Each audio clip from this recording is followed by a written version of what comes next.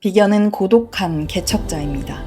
남의 도움이나 평가에 의존하지 않고 오직 나의 힘으로 독자적인 길을 개척하는 유형이죠.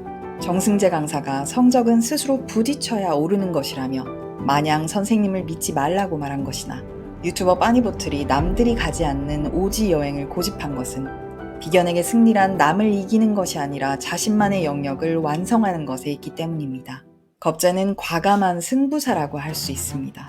가수 이효리 님이 과거의 영감에 안주하지 않고 다양한 변주를 준 것. 최강록 셰프가 잘 나가던 식당을 과감히 폐업하고 방송인으로 나선 것은 겁재의 과감한 결단력을 보여줍니다. 겁재는 안정된 성공에 안주하지 않고 자신의 판을 늘 새롭게 짜는 전략가인 것이죠. 사실 비견과 겁재의 차이점은 그렇게 크지 않은데요. 똑같지는 않지만 거의 비슷합니다. 그리고 사주를 보면 비견만 깨끗하게 있거나 겁재만 가지고 있는 분은 확률상 그렇게 많지가 않죠.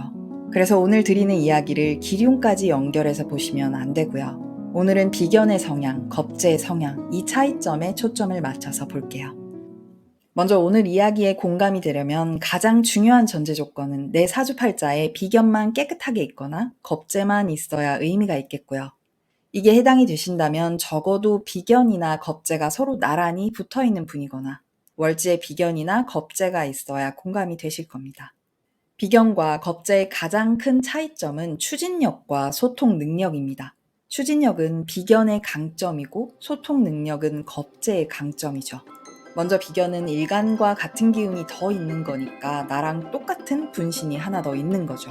글자 7개 중에서 내가 하나 더 있는 거는 엄청난 비중입니다.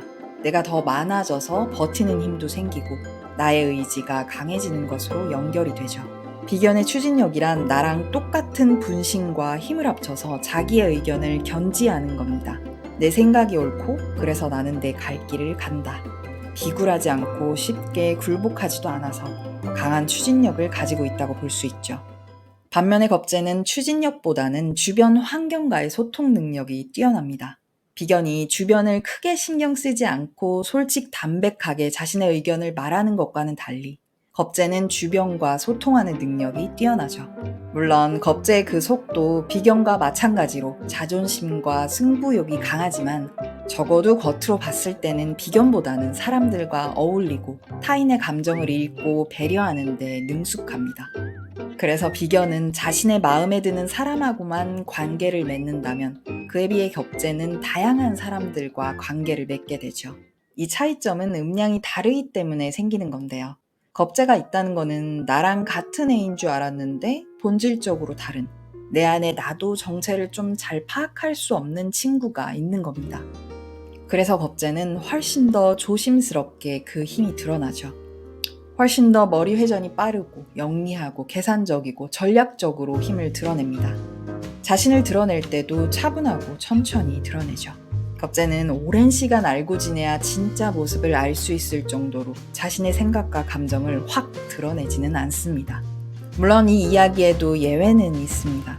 천간이 모두 음의 글자로 이루어져 있으면서 수기운이 많다면 아무리 비견이라 한들 뚝심 있게 밀어붙이는 것은 힘들 겁니다.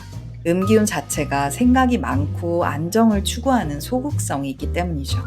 똑같은 의미로 천간이 모두 양의 글자로 이루어져 있으면서 화기운이 강하다면 겁재라 하더라도 상황에 호응하기보다는 훨씬 더 자신의 주장을 강하게 밖으로 드러내게 되겠죠. 이런 다양한 경우의 수를 일단 제외하고 비견과 겁재의 차이점을 이야기하는 거니까 이건 참고하셔서 들으셔야 합니다. 다시 본론으로 들어와서요. 비견이든 겁재든 자신의 능력을 타인이 좀 인정해 주길 바라는 욕망이 강하거든요. 자신과 같은 존재가 사주에 많기 때문에 경쟁해야 되는 상황이고 그 속에서 나의 가치를 증명하는 것은 매우 치열한 싸움이 되죠. 단순히 튀려고 하거나 관심 끌기가 아니라 사주 팔자 속의 수많은 나 중에서 나를 알아봐 주길 바라고 치열하게 노력하는 사람인 겁니다. 이런 노력의 과정에서 비견은 추진력의 독창성이 더해지고 겁재는 소통 능력의 결단력이 더해지게 되는데요. 비견형 인물인 정승재 강사가 이런 말을 했더라고요. 성적은 자신이 스스로 생각하고 부딪힐 때 비로소 오르는 거다. 선생님을 믿고 의지하기보다는 꼭 스스로 부딪혀 봐야 한다. 이런 조언들을 보면 자신의 힘으로 독립적인 나만의 길을 개척하려는 비견이 가진 독창적인 태도를 잘 보여주는 조언들이죠. 마찬가지로 비견이 발달한 빠니보틀도 여행을 가도 일반적인 명소를 가기보다는 현지인도 아는 사람만 알만한 생소한 문화와 공간을 찾아다닌 것으로 유명해졌죠. 또 한국인이 거의 가지 않는 오지 여행, 염가 여행을 지향하면서 자신만의 독창적인 매력을 발산해서 성공한 케이스입니다. 그러니까 비견은 자신만의 길을 뚫고 나가고 그래서 독보적인 존재가 되는 것을 추구하고 잘할 수 있는 거죠. 비견형들은 다른 사람을 제치고 승리를 얻는 것이 아니라 자신의 힘과 뚝심으로 결과를 만들어내는 거예요. 타인의 간섭을 싫어하고 자신의 주관에 대한 확신이 매우 강하기 때문에 이게 가능해지는 거죠. 그렇다면 겁재는 상황 속에서 빠르게 판단하고 대처하는 좀 전략적인 승부사라고 볼 수 있는데요. 겁재형 인물인 가수 이효리 님도 가수 활동에 안주하지 않고 과감한 선택을 많이 보여줬습니다. 성공적인 커리어를 이어가다가도 제주도로 가서 전원 생활을 즐긴다던가 최근에는 요가원도 하시더라고요. 최강록 셰프도 가게를 하다가 식견을 키우기 위해서 훌쩍 일본으로 가버린다던가 흑백 요리사 이후에 잘 되던 식당을 과감히 폐업하고 방송인으로 길을 선택하면서 과감한 승부수를 던진 것도 겁재 성향을 잘 보여주는 모습이라 할 수 있죠. 그러니까 겁재는 판을 뒤엎는 과감한 결단력을 보여주는 편인데요. 상황을 이렇게 쭉 보다가 전략적으로 이게 필요하겠네, 저거 해봐야겠다 이런 판단이 들면 과감하게 뛰어드는 거죠. 저는 겁재를 볼 때 헐크 같은 힘이 좀 느껴지거든요. 조용히 있다가 갑자기 과감하게 판을 바꾸는 용기가 있기 때문이에요. 끊임없이 자신의 한계를 넘어서고 새로운 곳에 뛰어들면서 자신의 커리어를 한 단계 도약시키려는 것이 겁재가 가진 힘입니다. 비견이든 겁재든 적당히 그 힘이 발달해 있으면 대인관계도 원만하고 자립심도 강하고 어느 정도 리더십도 있는 장점이 잘 나타나지만 그 힘이 너무 과다하게 되면 여유 없는 직장 생활은 좀 견디기 힘들어합니다. 자유로운 직업을 지속적으로 추구하게 되는 거죠. 일단 회사에 들어가도 오래 견디지 못하고 그만두고 또다시 들어가고 그만두는 것을 반복하기도 하죠. 직장 생활을 하려면 자신에게 책임을 맡겨주거나 아주 자유로운 곳이어야 견딜 수 있습니다.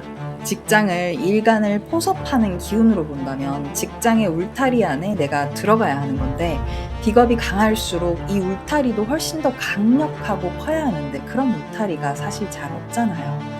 그래서 울타리로 감쌀 수가 없어서 직장 인연이 짧다고도 봅니다. 의미적으로 보면 너무 독립적이고 주체성이 강하고 독단적인 면도 좀 있고요. 자아가 강하니까 당연히 직장 생활과는 어울리지 않는 면이 있습니다. 그래서 비견이 강하든 겁재가 강하든 둘 다 같이 많이 있는 인재는 물 건너 가셔야죠. 한국의 전통적인 직장과는 연이 좀 떨어진다고 볼 수 있습니다. 여기서 사주팔자의 구성을 볼 때 비견이 강하다면 간섭받지 않으면서 맡겨주고 책임지면서 자신의 능력을 좀 남들에게 보여줄 수 있는 직업이면 좋고요. 겁재가 강하다면 똑같은데 여기에 살짝 경쟁의 요소가 들어가서 상대와 겨뤄서 경쟁에서 이겨야 하는 요소가 들어간다면 좀 더 열정적으로 임할 수 있겠죠.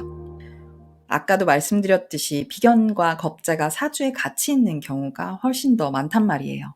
이럴 때는 비견의 성격도 좀 있고 겁재의 성격도 좀 있고 이렇게 보는 게 아니라 비견과 겁재를 합한 게 과다에 해당하는지 발달에 해당하는지를 먼저 봐야 합니다.